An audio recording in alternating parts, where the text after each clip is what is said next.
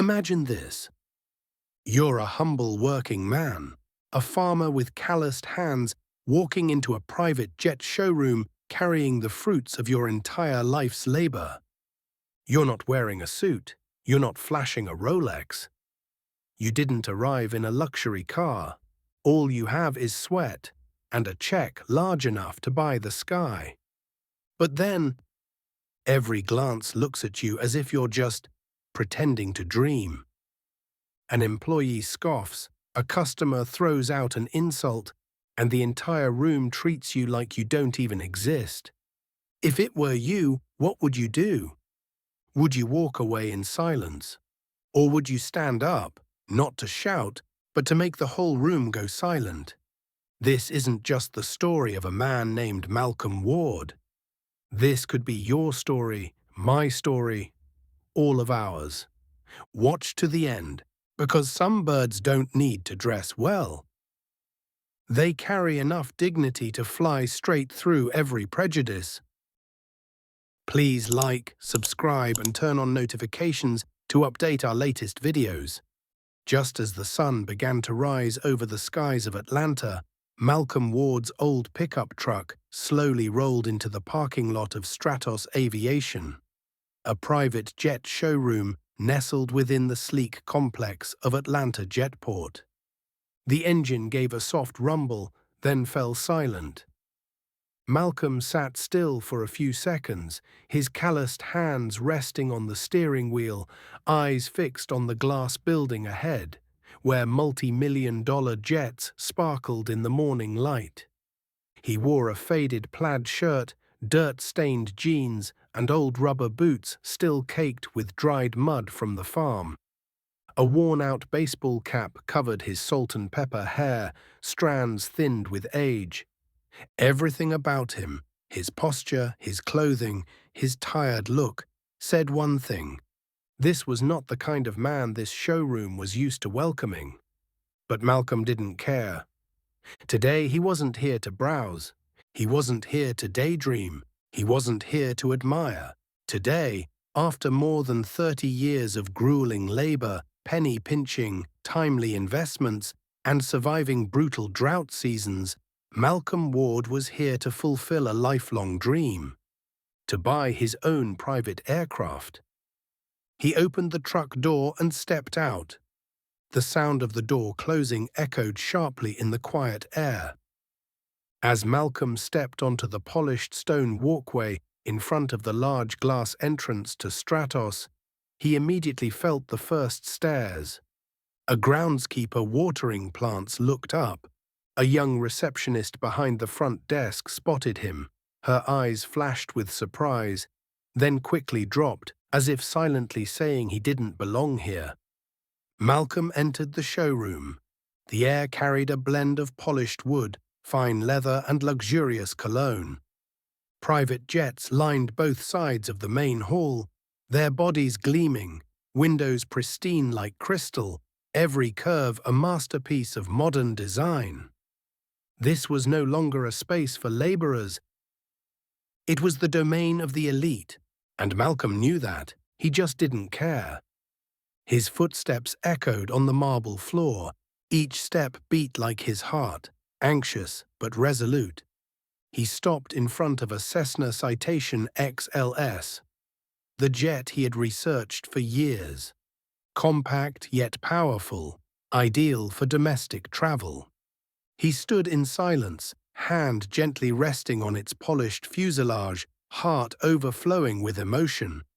No one came to greet him. No one asked if he needed help. A few sharply dressed customers brushed past him, some with indifferent glances, others with subtle smirks. But for Malcolm, this was one of the most important moments of his life. A black farmer from rural Georgia, standing in the middle of a world that had never welcomed him, and feeling no fear. What he didn't know was that in just a few minutes a storm of discrimination was about to strike, and this luxury showroom would soon become an arena for a battle not just over ownership, but over dignity, respect, and justice. Malcolm stood quietly in front of the jet, still flooded with emotion. But the atmosphere around him had begun to shift. A group of customers chatting nearby suddenly lowered their voices.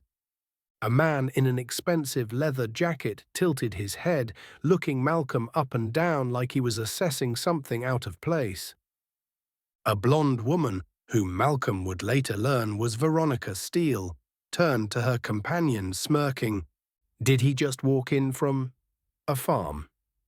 Her voice wasn't loud, but it was clear enough to cut across the still showroom floor. Malcolm heard it clearly. He swallowed gently, hand still resting on the aircraft's body, trying to steady himself. A staff member in a grey suit walked past, pausing briefly when he saw Malcolm. He hesitated but didn't greet him, didn't ask if he needed help, just kept walking, as if Malcolm were an awkward stain on the showroom's otherwise perfect design. Then, from the guest reception desk, a young man emerged. Cold eyes, brimming with confidence, a flawlessly tailored suit, slicked back, glossy hair. This was Chase Whitman, a senior sales associate at Stratos Aviation, known for his talent in choosing the right clients.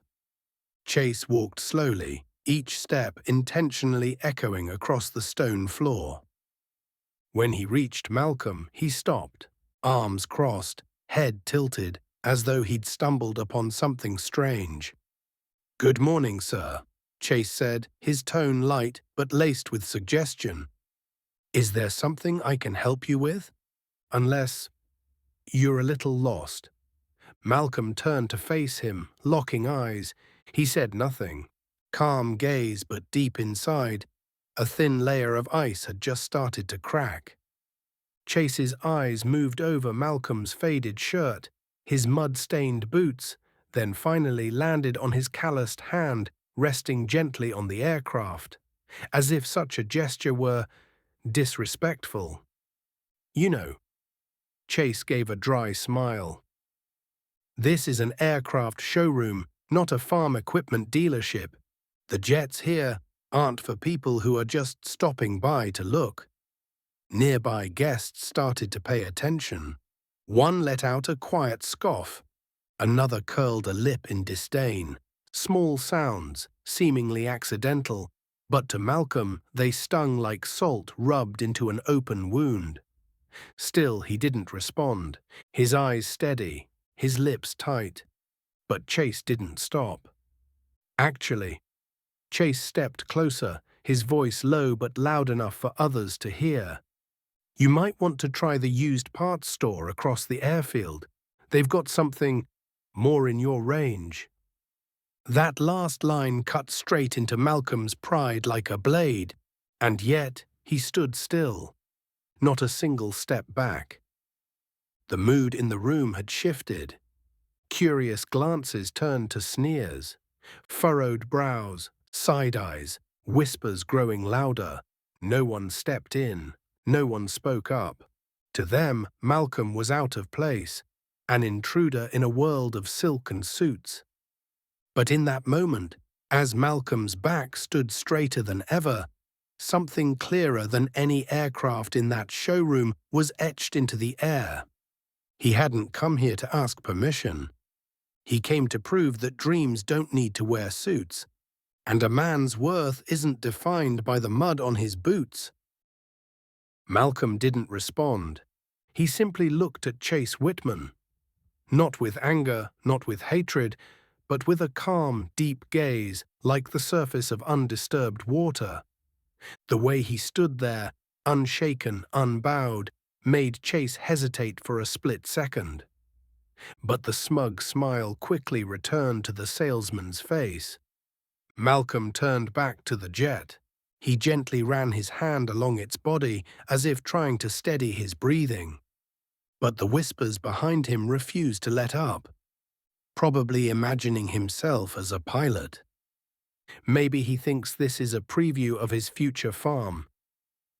The voices faded lower, but every word still hit clear. A group of customers, including Veronica Steele, stood near the front desk, exchanging looks and snickering. A man lounging in a sleek leather chair shook his head, straightened his tie, and muttered to his companion, "Looks more like he's about to ask for a janitor job than a jet quote." Malcolm bit his lip, his hand clenched at his side, not from rage but restraint. He knew that if he spoke up now, they'd say he was agitated, rude, unfit for this environment. They would use his reaction as proof to declare, "See, money doesn't buy class. He doesn't belong here." And he wasn't going to hand them that weapon. He chose silence, but inside his chest felt like it was being crushed by a stone. The air in the room thickened. Malcolm could feel every stare, cold, sharp, and piercing, through each of his steps. He walked toward the cockpit of the aircraft, leaned in to study the sleek instrument panel, desperately seeking an anchor, something to hold on to before the current of disdain dragged him under. A female staff member passed by, her gaze briefly landed on him, then quickly darted away. No one dared to smile at him. No one dared to say a kind word. They didn't need to insult him out loud. Their silence and avoidance were a verdict all on their own. A middle-aged woman in dark sunglasses stepped up to the front desk, glanced at Malcolm, then lowered her voice, though intentionally loud enough for him to hear. "Is there no dress code here? I mean, if anyone can just walk in looking like that." There was no question mark in her voice, just a slap disguised as a sentence. Malcolm turned to look at the faces around him, all cloaked in reputation, money, fashion. But not one of them had eyes kind enough to simply see a person. As a person, he was the only one in the room without a mask, and for that very reason, he had become a target. Under the showroom's crystal lighting, Malcolm stood like a misplaced shadow. No one knew that his silence, the stillness he held, was beginning to unsettle them, because something in his quiet composure made them uncomfortable. As if he knew something they didn't. As if he didn't need their approval to know his worth. And then, in the corner of the room, a different gaze appeared. One that carried neither contempt nor prejudice. Someone was watching, quietly, and was about to step out of the silence. But Malcolm didn't know that yet. All he knew was this: he wasn't giving up. Not today. Not when his dream was standing right in front of him. Malcolm remained still, his gaze fixed on the gleaming control panel of the aircraft. He heard slow, deliberate footsteps approaching from behind. Not the steps of someone coming to mock him, but of someone carrying a steady, familiar presence. "Dad." That voice made Malcolm turn, and in that fleeting moment, all the snide remarks, the condescending stares, and the suffocating atmosphere seemed to fade. Jalen Ward, Malcolm's only son, stood before him, sharp in a tailored charcoal suit, a navy tie, and polished leather shoes reflecting the showroom lights. His face was a mix of surprise and emotion. His eyes, so much like Malcolm's, shone with warmth and the keen intelligence of a lawyer well versed in confronting the world with logic and fire. "I didn't expect to see you here," Jalen said gently, "but when I saw that old pickup in the lot, I knew." Malcolm gave a small nod. The corners of his mouth lifted, his first smile of the morning. "I came to see the planes," Malcolm said, his voice low but steady. "No, I came to buy one." Jalen looked at his father for a moment. To him, the man who had torn through fields to feed a family, who had stayed up through storms to salvage harvests, now standing here in a place built for the elite, wasn't strange at all. It was inevitable. He nodded, pride glowing in his eyes. "Then today is a big day," Jalen smiled. You've done what not many can, walked into this place needing no proof but your own life story. Around them, the energy began to shift. Some guests recognized Jalen, the well-known attorney featured in several high-profile legal reports. The air grew uneasy. Those who had mocked Malcolm moments earlier now began whispering again, but this time not with scorn, but uncertainty. Chase Whitman, the salesman who had sneered at Malcolm, now looked visibly uneasy. He glanced at Jalen, trying to assess if this sharply dressed man was connected to the farmer he'd just dismissed. When Jalen placed his hand on Malcolm's shoulder and said clearly, "This is my father," the entire showroom felt like it had been slapped across the face by the truth. Malcolm saw it. Some looked confused, others turned away. But it no longer mattered. With Jalen's presence, Malcolm was no longer standing alone. He was standing as a bloodline, a generation, a bond that could not be broken. Across the room, Veronica Steele whispered to someone beside her, "Who is his son? He looks familiar." Jalen heard it. He turned, offering a slight smile, polite enough to be civil, sharp enough to sting. But he said nothing. Instead, he turned back to his father and said, "They don't need to understand, as long as you don't forget what matters." Malcolm looked at his son, emotion brimming in his eyes. He didn't need anyone to defend him. But Jalen's presence, like a milestone etched in time, was undeniable. In quiet battles, sometimes simply having someone beside you is already a victory. The presence of Jalen Ward caused a ripple in the atmosphere of the Stratos Aviation showroom. Several glances turned uneasy. Some began quietly speculating about the well-dressed black man who had just called the farmer Dad. But not everyone was intimidated. Near the flight simulator cockpit, a broad-shouldered, grey-haired man in an expensive grey suit stepped forward.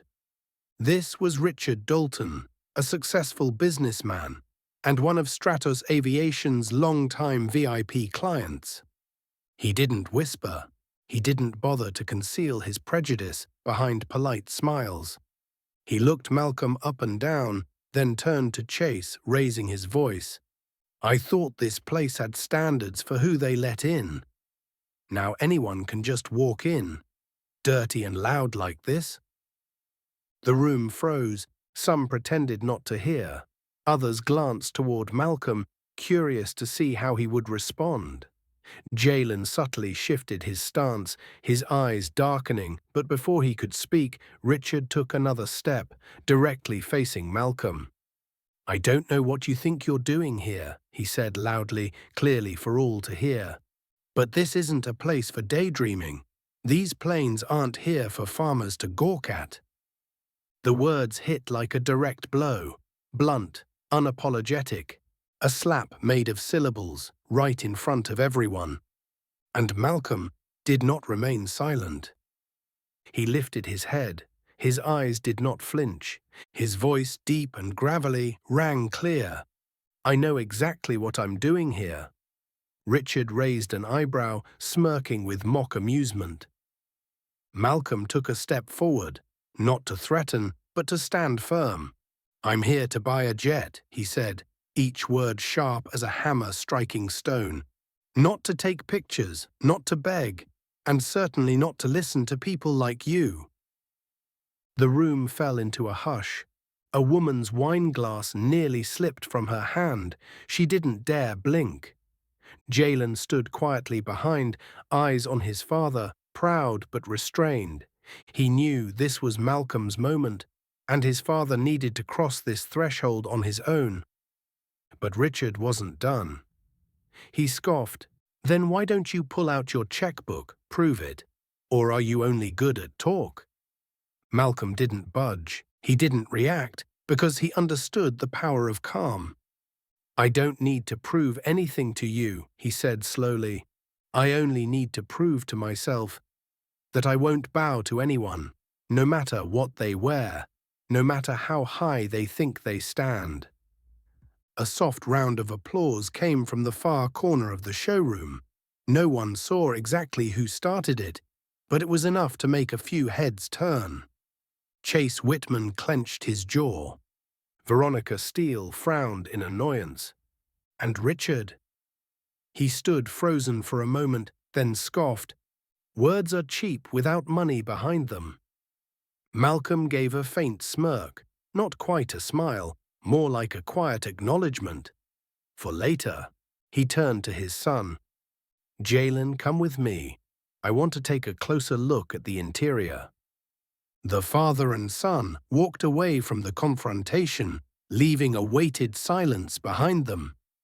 But one thing was unmistakably clear. The black farmer who entered the showroom in silence was silent no longer. He had spoken, and the entire room was forced to listen.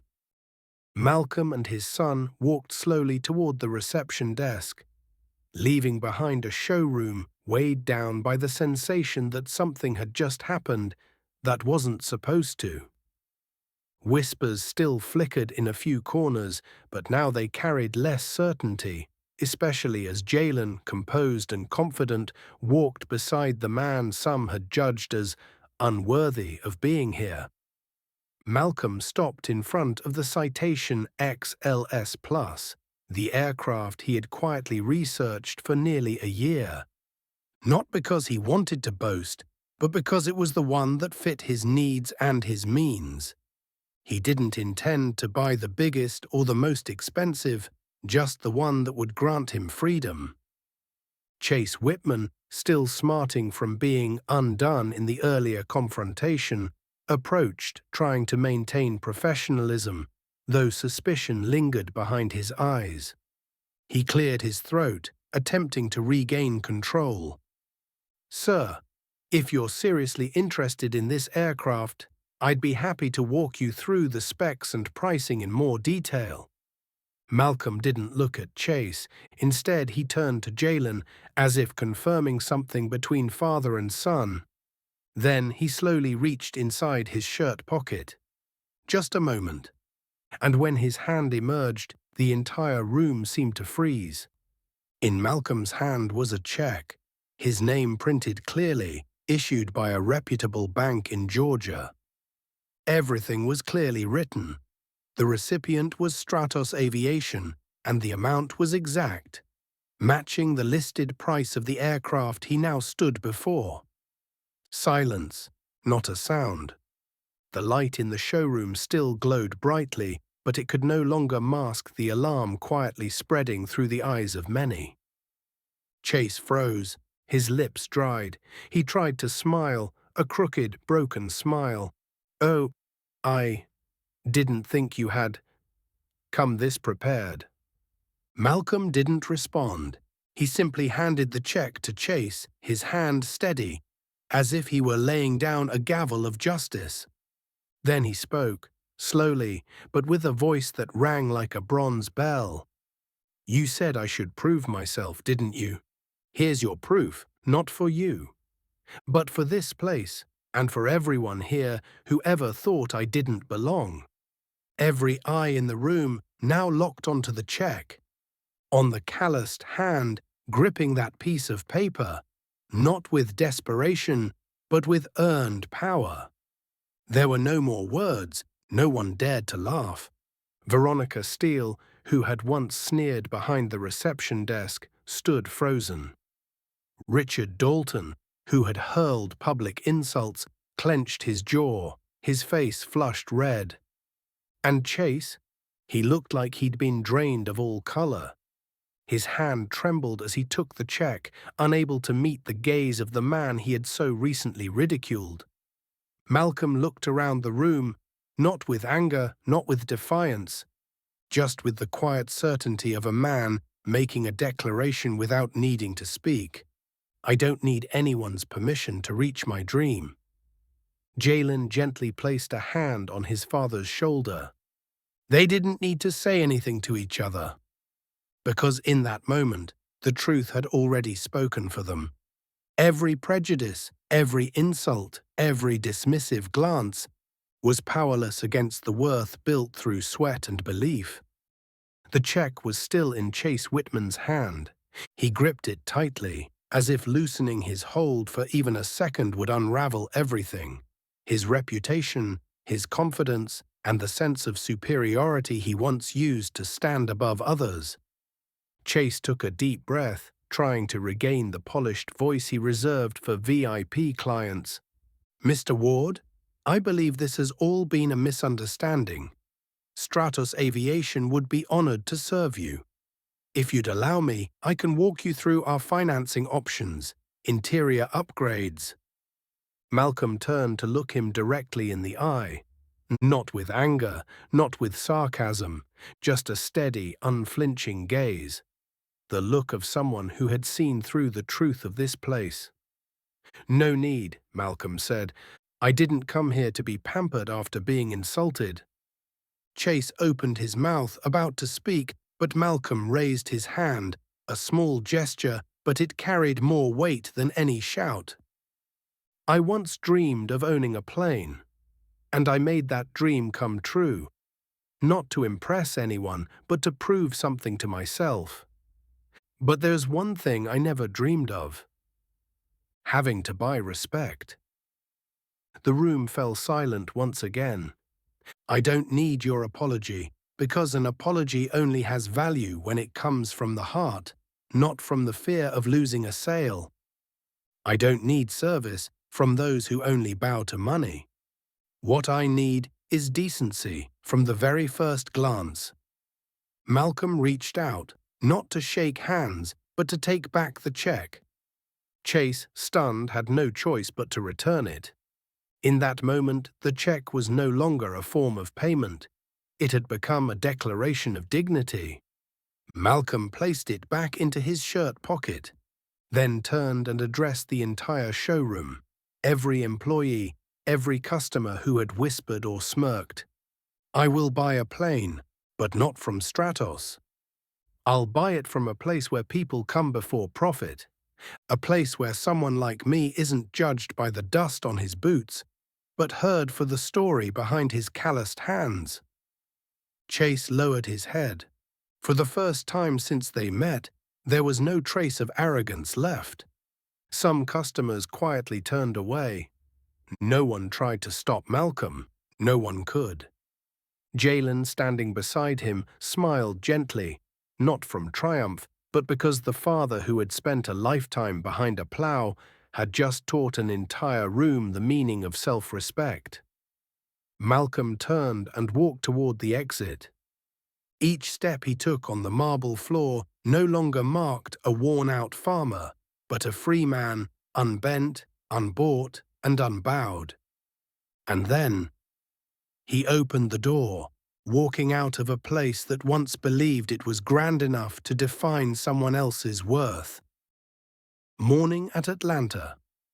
Jetport hadn't truly begun for Malcolm Ward, not until the glass doors of Stratos Aviation closed behind him. He stood in the wide-open plaza, the sunlight casting a warm golden glow across his weathered face.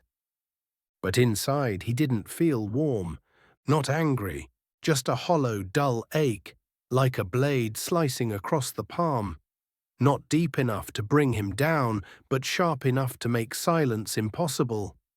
Malcolm didn't look back at the showroom. He simply pulled his phone from his shirt pocket and dialed his son. Jalen had only walked a few steps when the phone buzzed in his pocket. He turned back, his eyes meeting his father's across the plaza. No explanation needed. He picked up. "What do you want to do next, Dad?" Jalen asked, voice low and steady. "This time, you're not staying silent, right?" Malcolm looked up at the sky, where white vapor trails of a commercial jet stretched faintly overhead. "You're right," he replied. "There are times you stay silent to keep your dignity. But there are also times when staying silent makes you complicit in what's wrong." Jalen nodded. He turned and walked back toward his father. A few minutes later, the two left the airport. not to go home, but straight to the law office where Jalen worked. A glass-walled office, shelves lined with legal books, and a team of focused associates on standby. Jalen didn't need to ask his father any more questions. He began drafting the initial complaint. Defendant, Stratos Aviation. Allegation, racial discrimination in a commercial business environment. Filing location, Fulton County Court, Georgia. Each word that appeared on the screen was like a nail driven into the resolve of a son fighting to reclaim his father's dignity. "I'm not suing just for the insults," Jalen said as he typed. "I'm suing for the complicity, for the environment that allows men like Chase Whitman to believe they're judges of human worth." Malcolm sat beside him, quiet for a moment, then he nodded. "You're not suing just for me. You're suing for all the men like me, the ones who've walked away quietly for decades, whose names were never remembered, and for whom no one ever stood up." A few days later, a press release from Jalen Ward's law office made its way to local newspapers and aviation media. It spread like a small shockwave across social media. Black farmer sues Stratos Aviation after being publicly humiliated and discriminated against inside luxury jet showroom. Attorney Jalen Ward leads symbolic lawsuit to seek justice for his own father and for a generation of silenced men. Stratos Aviation had yet to issue a public response, but behind closed doors, the tremors had begun. Their in-house legal team held emergency meetings. Chase Whitman was placed on temporary suspension pending internal investigation. The PR director began drafting a public statement, but no one knew what would come next. Because this was no longer just a lawsuit. This was a declaration of war against a system that had grown too comfortable devaluing people who didn't walk in through sparkling glass doors. 1 month later, Fulton County Courthouse was packed. Members of the media, journalists, civil rights organizations, representatives from the aviation industry, and even regular citizens crowded in for the first hearing in the case between Malcolm Ward and Stratos Aviation. Outside the courthouse, several protest groups raised signs that read, "Respect is not a luxury. You don't have to wear a suit to deserve dignity. We are all Malcolm." Inside the courtroom, the atmosphere was still as stone. Malcolm sat at the plaintiff's table, hands folded calmly across his chest.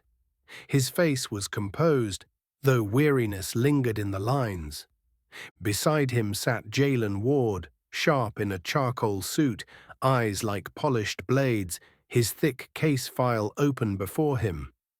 Across the aisle were the legal representatives of Stratos Aviation. 3 lawyers, immaculately dressed, faces stiff, eyes guarded. Further back sat Chase Whitman, subpoenaed as a relevant party, now silent and avoiding eye contact with Malcolm. The judge entered, a middle-aged white woman, sharp-eyed behind black-rimmed glasses. She struck her gavel. "The court is now in session for the case of Mr. Malcolm Ward versus Stratos Aviation, regarding alleged public humiliation and racial discrimination in a commercial setting. Counsel for the plaintiff, you may proceed." Jalen stood. He walked to the center of the room, carrying a few papers, but his voice rang out confidently. No need to read. "Your Honor, my father, Mr. Malcolm Ward, is a farmer, a working-class citizen who has committed no crime. He came forward with one simple dream: to purchase a private aircraft for personal and family use. But when he stepped into the Stratos Aviation showroom, with lawful funds sufficient to purchase an aircraft on the spot, he was not treated as a customer. Instead, he was mocked, ridiculed, and denied service. Not because he lacked the money, but because he lacked the appearance that some deemed worthy of a dream. He paused for a beat. All eyes were on him. This is not just discrimination. This is an abuse of commercial privilege to uphold class and racial bias. The defense attorney stood immediately. Your Honor, we object. What occurred was a personal misunderstanding. There is no official policy from Stratos Aviation that directed such behavior. This was an isolated act by one individual, not reflective of the company as a whole. The judge turned to Jalen. Mr. Ward, do you have evidence that this was not just a one-off incident? Jalen smiled faintly. We do, he replied, walking back to his table. And we would like to call our witness, Ms. Naomi Ellis. A young woman stepped forward. Naomi wore a white blouse, her hair neatly tied back, her expression slightly tense, but her eyes were steady. She was a former receptionist at Stratos and the only person who had chosen to do the right thing. After being sworn in, Jalen began, Ms. Ellis, please tell the court what you witnessed that day. Naomi took a deep breath. I saw everything. I worked at Stratos for over 2 years, and I knew customers were categorized from the moment they walked in, based on their clothes, their skin color, and the cars they drove.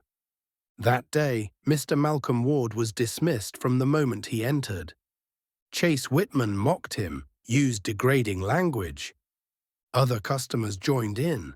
No one intervened. No one defended him.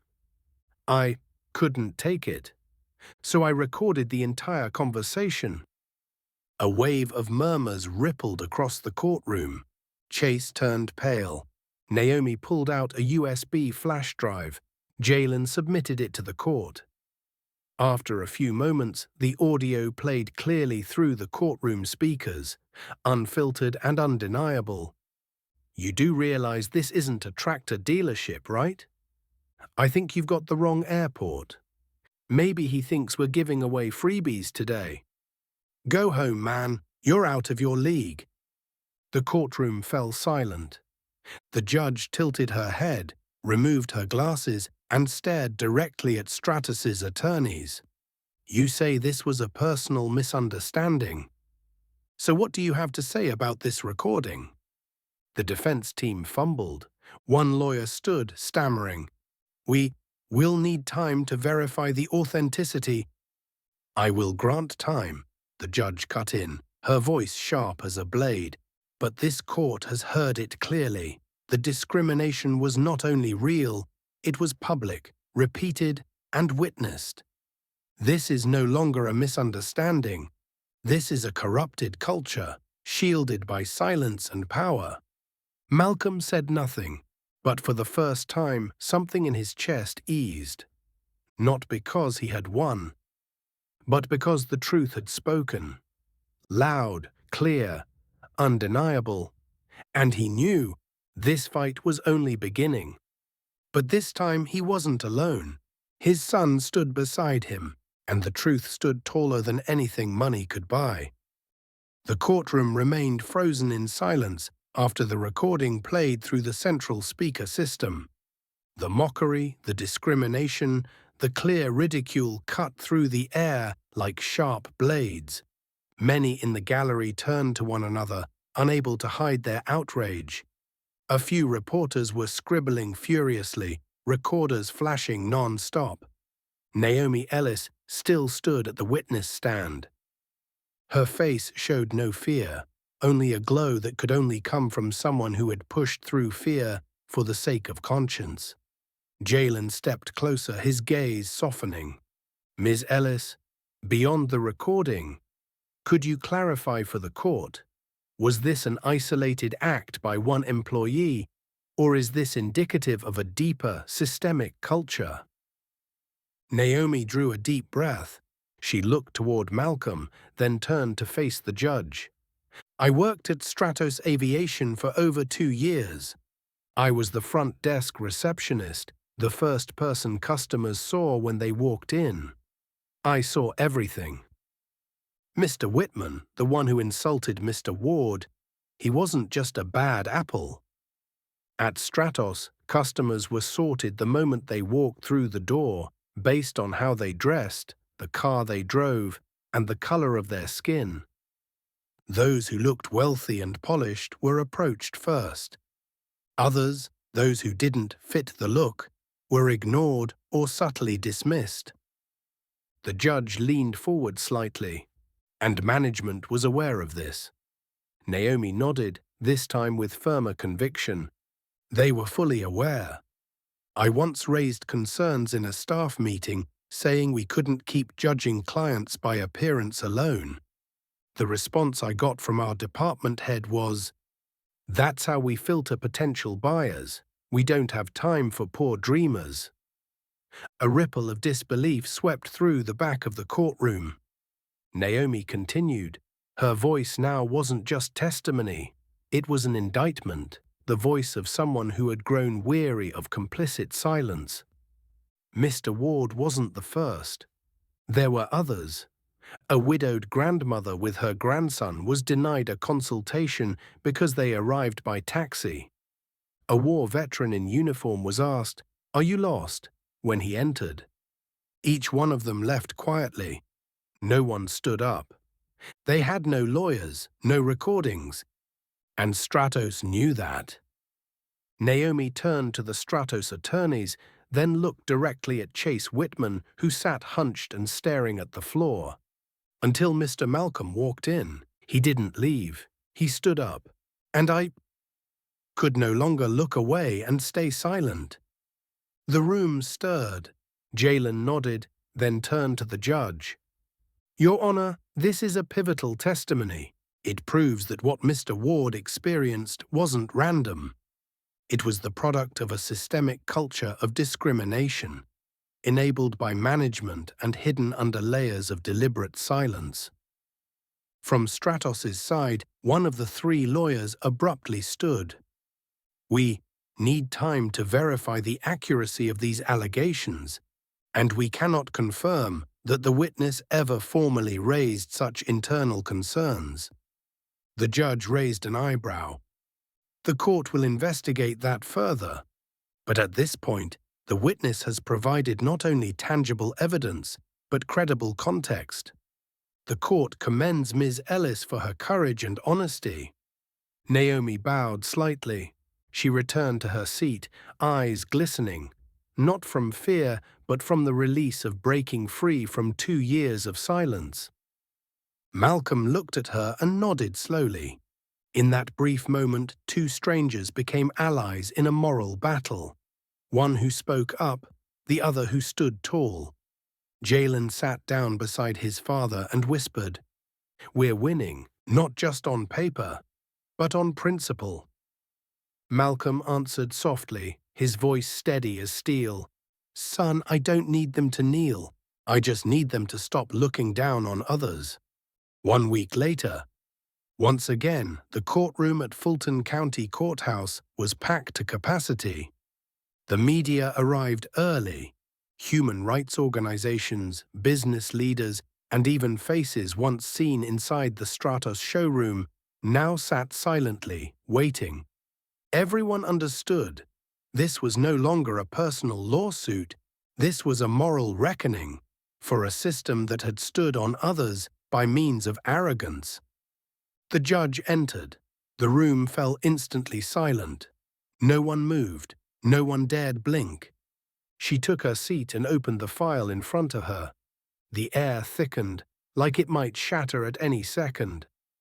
After thorough review of all testimony, physical evidence, and the audio recordings submitted, her voice rang out, clear, firm, and final.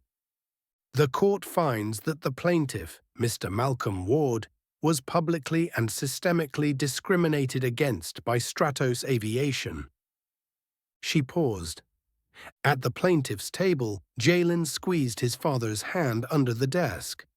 Malcolm remained composed, his eyes fixed forward, as he always had, looking toward the light, even when it seemed so far away.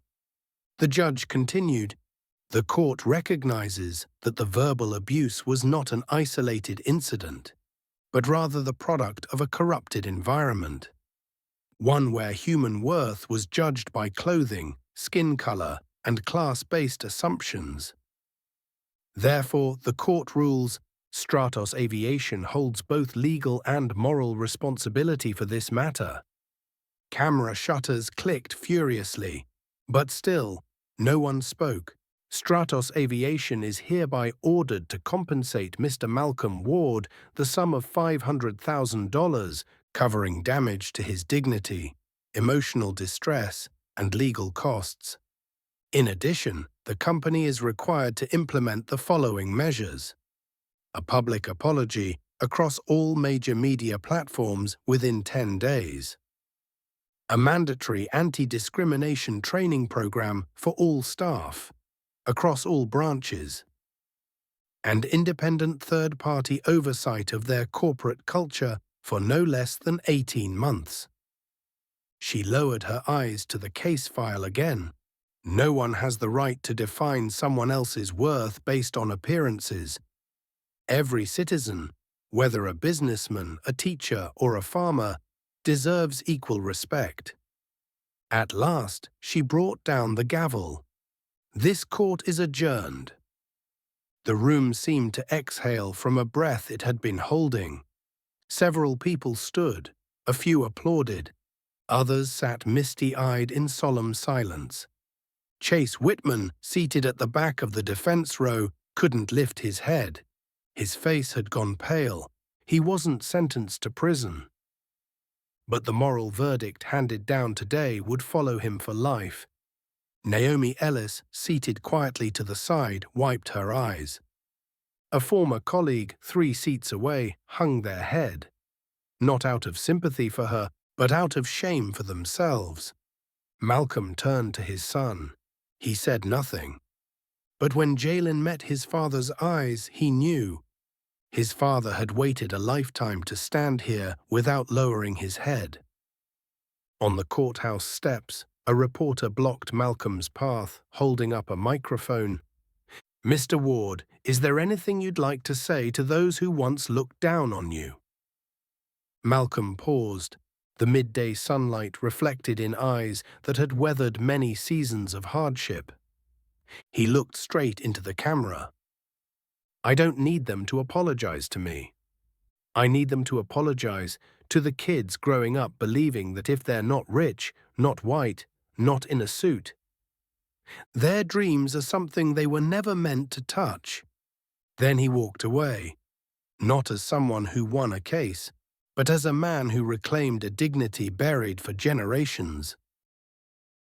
3 weeks after the verdict, a crisp morning at Atlanta Jetport. Sunlight filtered through the crystal-clear windows of the Stratos Aviation showroom, scattering across the polished marble floor like a mirror. The showroom wasn't crowded, but the staff kept up their polished, professional demeanor, partly out of habit and partly out of a newly formed fear. The air no longer held the arrogance it once did. Malcolm Ward's lawsuit had made headlines across television broadcasts and newspapers. The company's stock had dropped. Several partners had withdrawn from sponsorship deals. Everyone inside Stratos now understood. They were standing on tiles no longer solid beneath them. And then, the glass doors slid open. Malcolm walked in. No longer the man in a faded flannel shirt, mud-caked boots, and a worn baseball cap. Today he wore a thick charcoal suit, simple, pressed. Polished brown leather shoes, nothing flashy. But with every step he took, the marble floor of Stratos seemed to hold its breath. Beside him walked Jalen Ward, upright, sharp, but today not as a lawyer. Today he walked as a proud son, a living witness to what had been corrected. The entire showroom fell silent. Staff turned away, lowered their eyes. A few curious customers turned to look. They recognized him. Chase Whitman was no longer there. After the trial, he had been suspended indefinitely. The manager who once enabled a toxic culture had taken early retirement. But a few former employees still remained. They remembered that face, and none dared meet his eyes. Malcolm stopped at the reception desk. A young employee, newly hired, stood up nervously. "Good morning, sir. May I help you with something?" Malcolm didn't answer immediately. He gently placed a hand on the desk. The same way he had once touched the plane's fuselage during his first visit here. With the calm of a man who no longer needed to raise his voice to be heard. "No help needed," he said. "I'm just here to walk around. The last time I walked out of here, I made a decision. Today I'm back, just to look one last time at the place that once thought it had the right to define me." His words weren't loud, but they froze the entire showroom. He walked slowly, past the gleaming aircrafts, past the very dreams that once drew laughter from others. But no one laughed today. Today silence reigned, not from pride but from shame. At the far end of the showroom, where the Cessna Citation XLS once stood, Malcolm paused. That spot was now empty. A round table had taken its place, covered in brochures. He gave a faint smile. "They moved it," Jalen said quietly. "Couldn't stand the memory." Malcolm nodded. "Good, because that memory won't disappear. It just belongs to me now, not to them." He turned, walked to the center of the showroom, where all could see him clearly, and he spoke. Not in anger, not to gloat, but like a man retelling a story that had finally closed. "I didn't walk out of here because I lacked the money. I walked out because this place lacked the dignity to sell me a dream. And I came back, not to buy anything, but to affirm that I was right not to need them." Then he turned to his son. "Let's go, Jalen." No one stopped them, no one saw them out, but every eye followed Malcolm's steps. Not with disdain anymore, but with awe and deep private regret. Outside the showroom, the wind stirred gently. A black SUV waited. The door opened. Malcolm stepped inside, but before leaving he glanced back one last time at the place that once rejected him, and then he said, just loud enough for Jalen to hear, "Sometimes we return, not to reclaim the old, but to prove we never lost ourselves." The vehicle pulled away. Stratos shrank in the rearview mirror, but the lesson it had just learned would echo far beyond those walls. After leaving Stratos Aviation, Malcolm and Jalen drove straight to the southern end of Atlanta Airport, to a smaller, quieter showroom known among aviation professionals not for its size, but for something rarer. Service without bias, without judgment, without pretense. The company's name, Horizon Aero Group. As Malcolm stepped through the glass doors of Horizon, he brought no high expectations.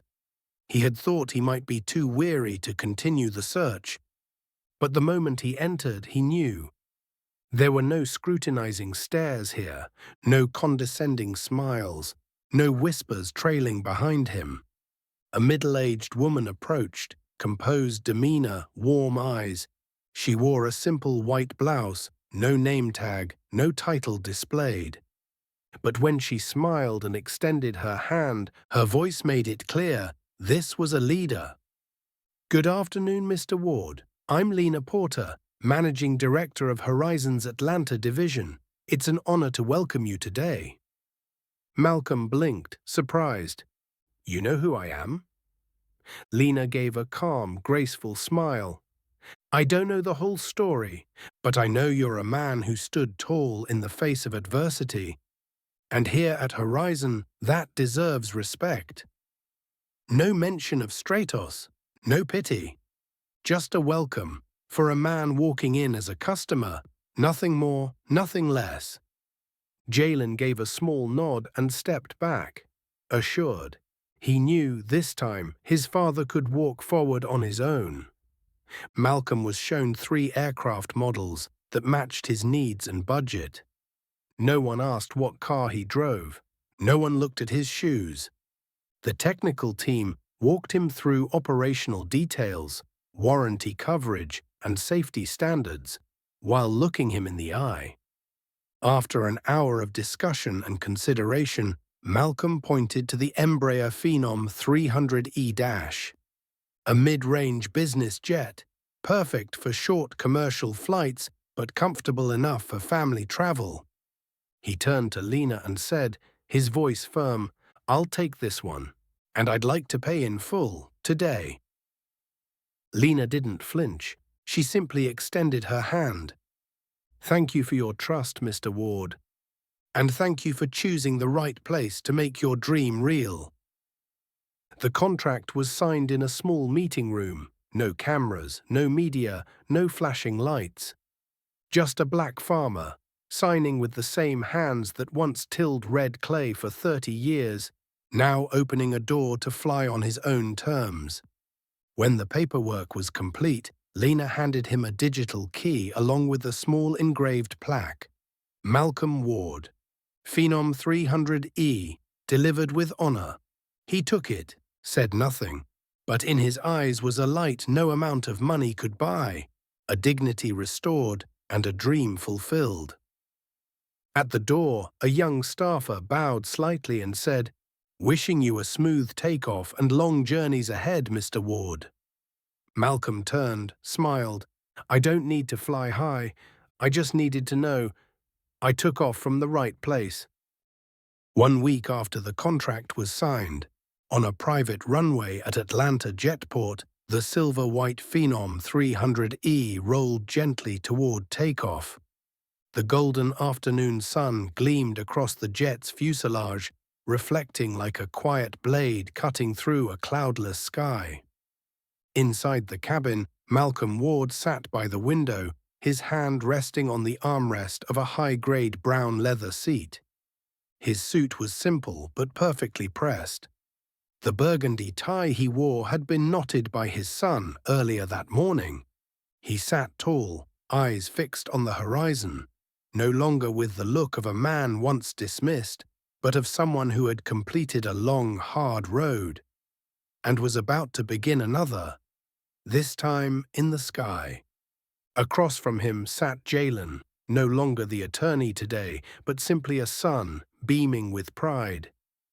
He fastened his seatbelt and turned to his father. "You ready, Dad?" Malcolm smiled. "I've always been ready. I just didn't have wings before." They both chuckled, not loudly, but deeply, because they knew that kind of laughter only comes after too long a silence. The seatbelt sign clicked off. The captain's voice came over the intercom. "Good afternoon. This is Horizon 198. We welcome on board Mr. Malcolm Ward. Your aircraft is cleared for takeoff." The engines roared to life. Malcolm closed his eyes briefly as the thrust pressed him gently into the seat. His heart beat steady, unfazed. This wasn't like any commercial flight he had ever taken. This was his aircraft. Built not just from money, but from sweat, blood, tears, and an unbreakable will. The nose lifted, then the plane surged skyward. Malcolm opened his eyes. Through the window, Atlanta grew smaller beneath him. Its roads where he once delivered corn, sold beans, outran storms and droughts, were now nothing more than faint lines on a map. "It all looks like a blueprint," he murmured. Jalen nodded beside him. "That's something folks on the ground never see. They don't know how many insults you had to rise above to get up here." Malcolm turned his neck slightly and leaned back into the headrest. "Back then, people used to ask me if I dreamed. I always said, no time to dream, gotta work. But truth is, while I was working, I did dream. And my dream was never just about owning a jet. My dream was to live one day without having to prove my worth." Jalen didn't respond. He just looked at his father and felt his throat tighten. Far beyond the window, the skyline melted into the afternoon sun. The ground had become just a faint memory behind thick glass. And inside the cabin, two generations, one who sowed, one who reaped, were flying together.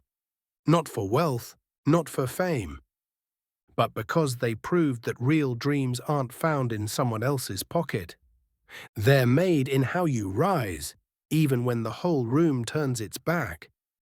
The Phenom 300E touched down gently on a private airstrip in rural Georgia, less than 10 miles from Malcolm Ward's farm. The sun dipped westward, casting the sky in soft amber light.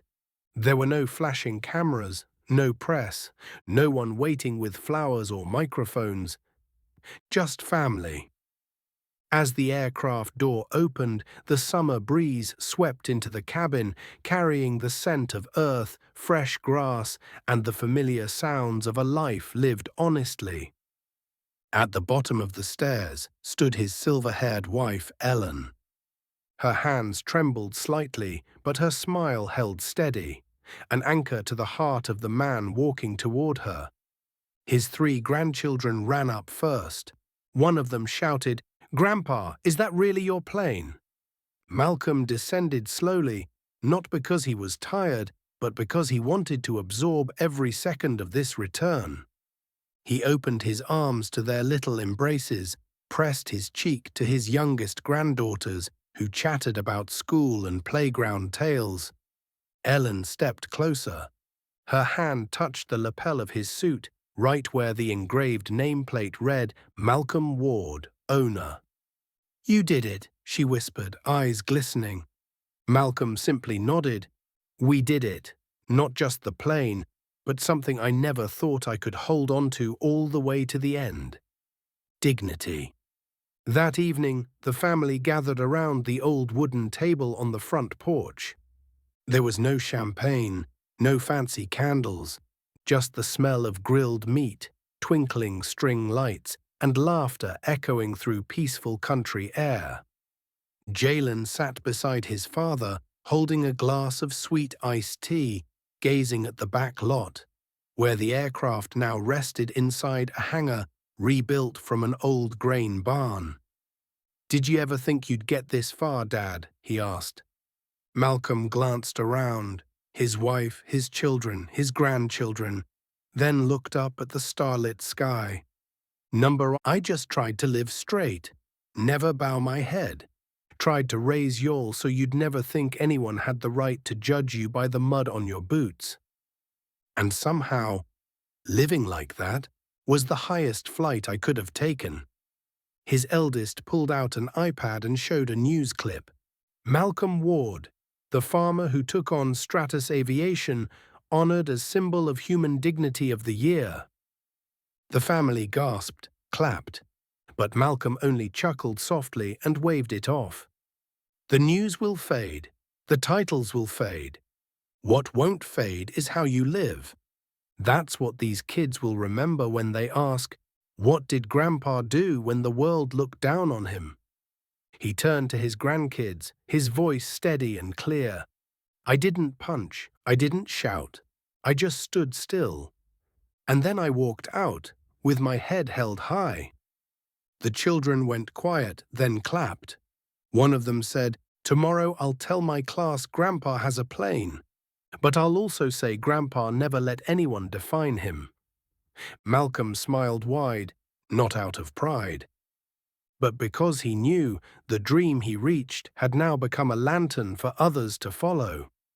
Malcolm Ward's flight had ended, but the legacy he left behind will soar on, a reminder that dignity doesn't wear a suit, and self-worth is never up for sale. Some people step into this world with dirt on their hands, no suit, no business card, no entourage, just hard work, quiet faith, and a dream they never dared to say out loud.